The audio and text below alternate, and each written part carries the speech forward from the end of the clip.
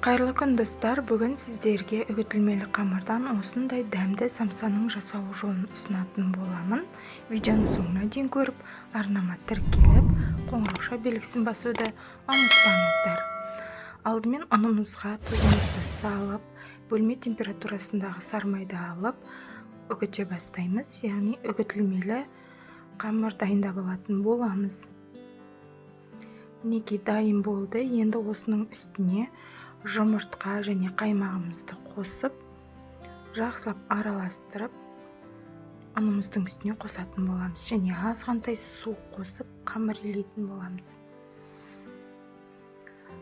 Қамырымыз өте жұмсақ әрі нәзік болып шығады.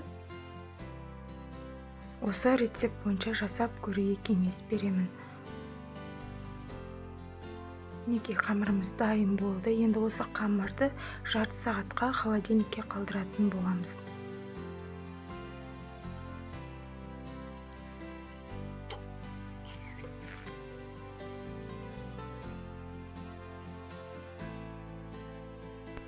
Жарты сағат өтті. Енді осы қамырымызды екі бөлікке бөліп, оқтаудың көмегімен жайып алатын боламыз.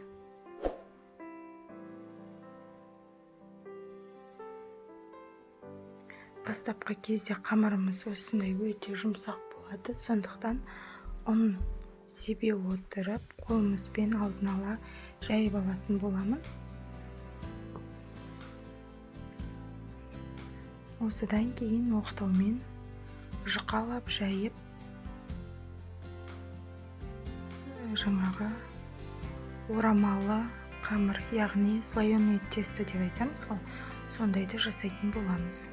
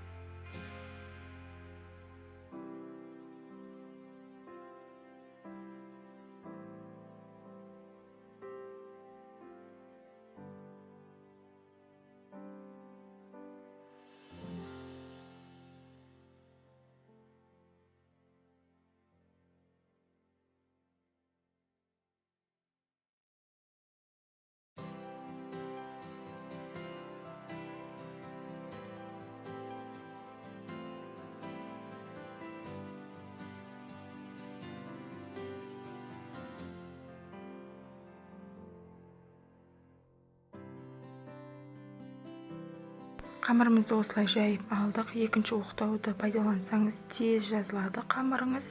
Енді бөлме температурасындағы сармайымызды алып, барлық жеріне жететіндей етіп, бір тегіс жайып шығатын боламыз. Содан кейін бетіне ұн шаша отырып, жұқалап, рулет тәрізді қылып орайтын боламыз.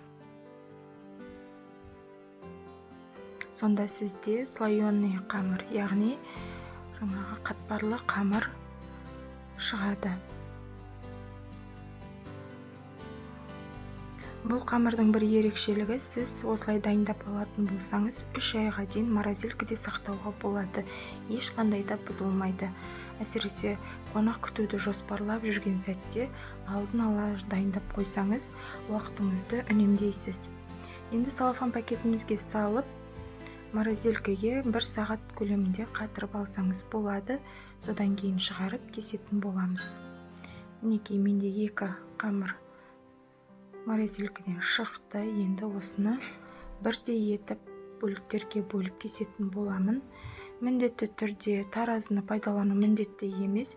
Егер өзіңізге біркелкі болып шығарғыңыз келсе, таразының көмегімен бірдей көлемде кесіп алсаңыздар болады. Мен жартысын тауық етінің фаршынан жасаймын, жартысы сиыр етінің фаршы. Екі түрлі пішінде жасайтын боламын.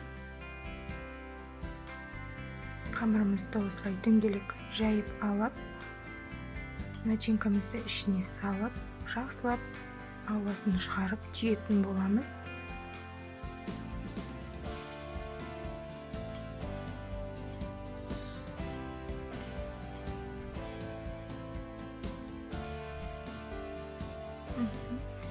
Шетін қарасаңыздар, баса отырып ішке қарай ораймыз, өрім сияқты қылып. Өте оңай және қарапайым өрім. Тағы біреуін көрсетейін.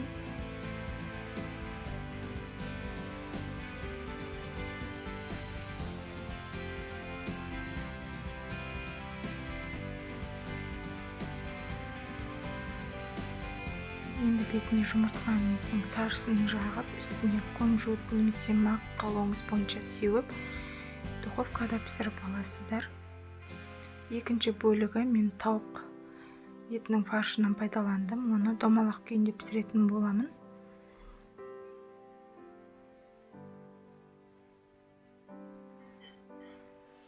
Міне көріп тұрғандарыңыздай бәрін төменгі жағына қарай жинаймыз да, жақсылап түйіп, соғы шығып кетпейтіндей етіп дөңгелек пішінде келтіріп аламыз.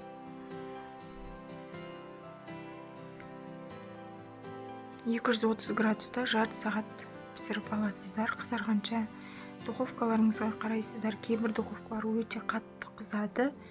Сондықтан барынша жай қойып, толық пісіруін қадағаласаңыздар, өте керемет, сізде мынандай самсалар дайын болады. Ешқандай да ұялмай, қысылмай достарыңыздың немесе қонақтарыңыздың жаңағы алдына қоя аласыздар. Өте дәмді әрі нәзік самса болып шығады. Сіздерге жасап көруге кеңес беремін. Достар, егер менің видеом ұнаған болса, арнама тіркеліп, лайк басып, пікір қалдыруды ұмытпаңыздар. Сіздермен болған Замира. Астарыңыз дәмді болсын.